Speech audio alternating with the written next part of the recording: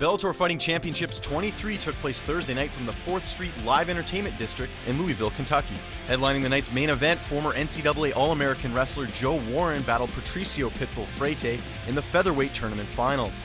Towards the end of the first, this contest looked to be finished as Pitbull landed a vicious right cross, followed by an onslaught of ground and pound, but luckily, Warren was saved by the bell. During the next 2 rounds, Warren utilized his wrestling pedigree, landing takedowns followed by ground and pound to score points with the judges. In the end, Warren's comeback in the later rounds proved to be enough as he takes the split decision victory and the title of Bellator Season 2 featherweight champion.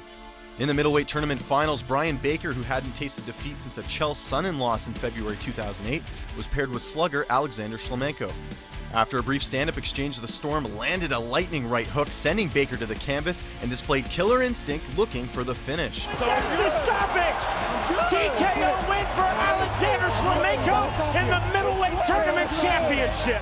Referee Jason Herzog stops the contest at 2:45 of the first round as Shlemenko is crowned the Season 2 middleweight tournament winner.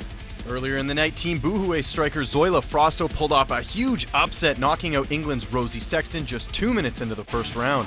Game, set, match, Zoila Frausto! Rosi Sexton did not know what hit her. The knockout loss for Sexton keeps her out of the Bellator Season 3 women's tournament in August due to a mandatory 60-day suspension for all knockouts.